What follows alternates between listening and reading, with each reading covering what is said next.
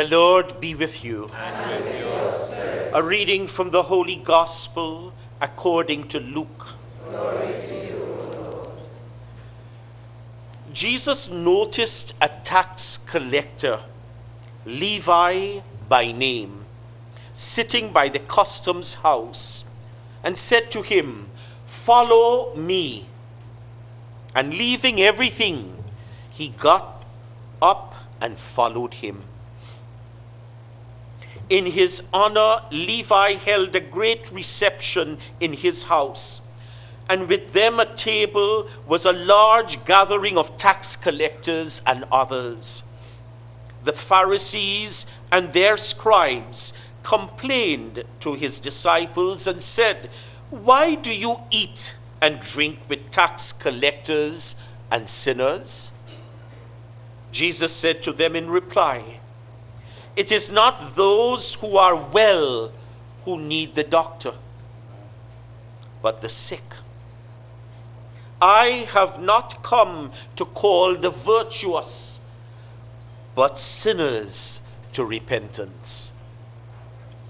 The Gospel of the Lord. Praise to you, Lord Jesus Christ.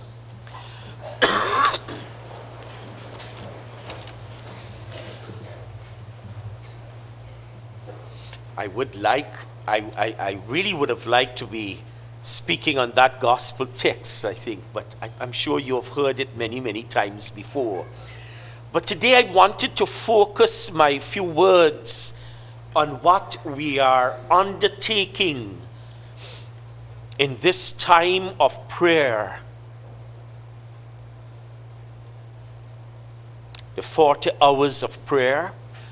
But more than just the 40 hours which we just started last evening of prayer, but the 40 days of Lent as well. And those 40 days of Lent this year, a special time for us to focus our attention on embracing a way of life that is non-violent in our society. I think a mic came on. Thanks. The actual term nonviolence has its origin in Sanskrit. Ahimsa. I'm not sure if I pronounced that correctly, but it sounds like that. Nonviolence. And this speaks of a lack of desire to harm or kill. Rooted in this word or this phrase, nonviolence, then, coming from that origin, is the personal practice of being harmless to self and others under every condition. In other words, no condition should evoke in us a violent response. Now, you know this is very difficult, especially in our world today. More and more we are seeing calls for an eye for an eye, to react to violence with violence. Even though we know that it does not, in fact, help by doing that. But yet, you're seeing more and more calls from nice and good people who have struggled, who have been abused by violent ways, to react by using violence. Martin Luther King Jr., I think, offers us again something there, because he was himself a great practitioner of the nonviolent way. And he himself admits that it didn't come to him right away. He speaks of it in his writings as a pilgrimage. He says, a pilgrimage to nonviolence. And he sees it, this true nonviolent way, as resisting in a courageous confrontation of evil by the power of love. And hence, I want to jump off from there with those two things. One, pilgrimage, which Martin Luther King Jr. situates the nonviolent way, or the embracing of the nonviolent way. A pilgrimage, in other words, that image is very powerful for us in a religious context, and certainly in our Christian lived reality. Pilgrimage. But also that Martin Luther King Jr. speaks of confronting the evil that is there with love. He wrote himself, at the center of nonviolence stands the principle of love. Nonviolence means avoiding not only external physical violence, but also internal violence of spirit. You not only refuse to shoot a man, but you refuse to hate him.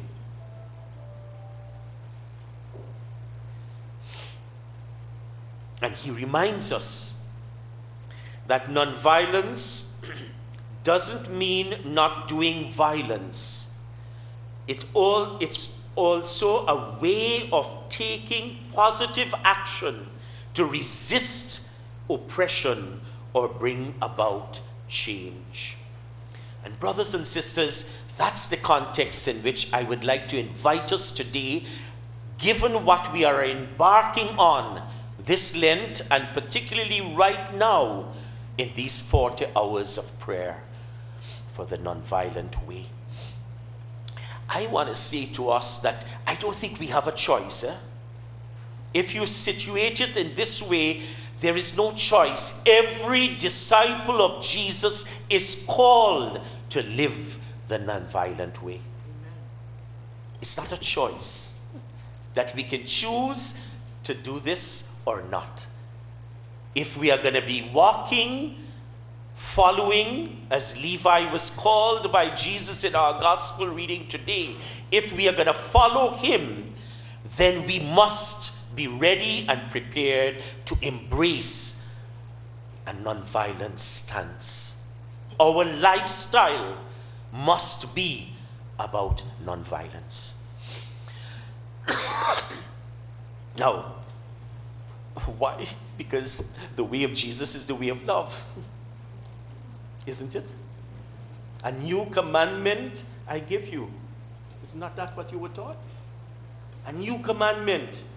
Love one another as I have loved you. That's the heart and soul of our life as disciples, to truly love. Now that loving, that truly embracing of a lifestyle of love is at the heart and center of what we are called to as disciples of Jesus. Now, I want to use that in an image that we heard in our first reading today. If you do away with the yoke, you know what's the yoke? Nobody knows what's the yoke? The yoke is, we have any seamstresses in our midst? Yes. One there. And a seamstress who has mastered the art of making shirts or blouses, I think, would know that the yoke is that part coming around the shoulder here. Right? And if you want to make good shirts, you have to master the art of making the yoke. Right? It comes from that part of the harness that is put on the animal, the donkey or the horse. Right? You probably don't have too much of that in Trinidad again. If you went to Guyana, you'll see them. Even in the city, we still have donkey carts and horse carts. And they carry load. They have a cart, and they attach the cart to the animal by putting this harness over the animal, which part of that is the yoke, the part that fits around the neck of the animal. And if your yoke is not made well, your animal will get bruised. And that will mean the load will be hard to carry. If your animal gets bruised in some way because of that yoke around their neck, then the load they are fetching becomes very, very hard. It becomes burdensome. It's heavy. Right? And you might see this visually if you actually look at carts and horses or donkeys carrying loads. Okay? Now, the yoke, you see, way back in Isaiah's time was that image, the yoke. But it was in Isaiah is using it as an image to speak of that which in a negative way. The yoke was what sought to control and manipulate the animal or the human being, right, to carry loads. And so Isaiah says, do away with the yoke. In that context, do away with that, any attempt to harness or to manipulate or control another. Do away with the clenched fist, he says, because that shows an attitude of violence, you might say, or a lack of openness. Even in prayer, we are taught to open our hands. That stance speaks of our willingness to be open to God, while this would be a closed stance. So that image, the yoke and the clenched fist, in our first reading. But later on, in Jesus' day, you remember the yoke came back? And what did Jesus say about the yoke then? He said, put on my yoke. Put on my yoke, and your burden will be light. Put on my yoke. Now, the story goes that Jesus, was working as a young lad in the carpenter shop of Joseph. And while growing up and working in that carpenter shop, in those days, the yoke was made out of wood. So you had to really fit it properly, or else it will bruise the animal. And the story goes that Jesus had mastered the art of making those yokes. And he became rather popular because of it. So people came from far and wide looking for Jesus' yoke, because they knew that the yokes made by Jesus would fit the animal well, and therefore the animal will be able to carry the load without hurting. And so Jesus uses that image again in his teaching, and he says, put on my yoke, and your burden becomes light. Now, what's the yoke he's speaking of? What did he tell us was the new teaching? Put on love, and your burden becomes non-existent. Now, you tell me, any one of us who has loved. Do I have anybody in here who has never loved? No, you are looking rather solemn. You're not sure. Any one of us who has loved in our life, even if it might not have been all the time, but love has been there, knows that when you love, nothing is burdensome. Might be hard, might be difficult at times, but it is never burdensome. There's a story I usually tell about this, of a little lad. There were two of them actually. One maybe this size. Stand up, let me see you. Yes. One this size and another one a little younger. And the two of them were going on a journey, pilgrimage. They're going to visit some family, country, and they're walking. Not like Trinidadians who can't walk, right? They drive everywhere. This is a Guyanese story. They're walking country. And as they go along walking, the little one got a little tired. And he said, no, I can't go anymore. And he sat down on the side of the road. And the older one, this lad, like this size, says, come, we ain't got too far more to go. Jump on my back, and I'll carry you. And so the little one jumped up, and he gave him a piggy ride. Yeah? And as they go along, an old man is passing along on the other side of the road, and he left looking at them. And then he called out to the older lad, and he says, laddie, that's a heavy burden you're carrying. And the boy looked back at the old uncle, and he said, uncle, no, he's my brother. You understand my point? Anything done out of love is never burdensome. Never. Might be difficult, but never burdensome. Now, Jesus invites us to put on the yoke of love. Harness ourselves with that love. A new commandment I give you. Now, when we center ourselves on that loving that Jesus calls us to, that lifestyle that is marked by love, brothers and sisters, we ain't got no burden anymore.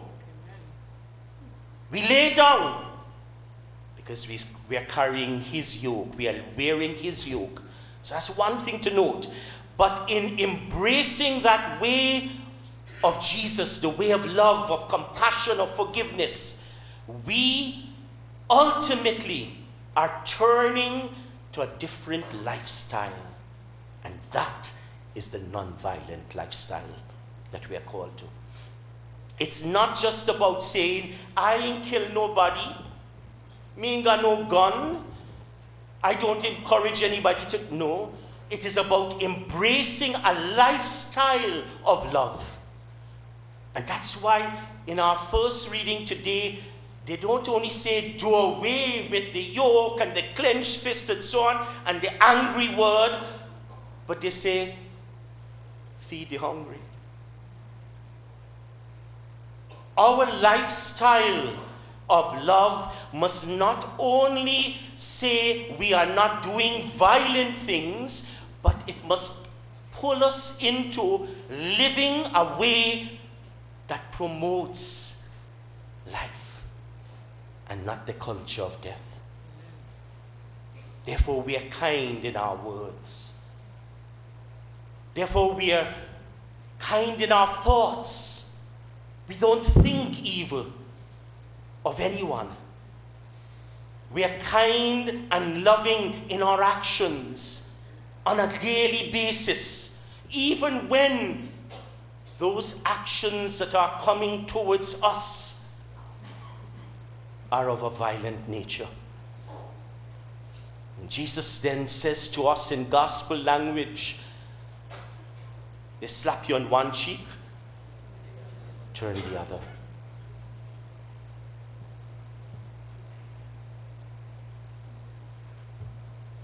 They want to take this from you, give them that too.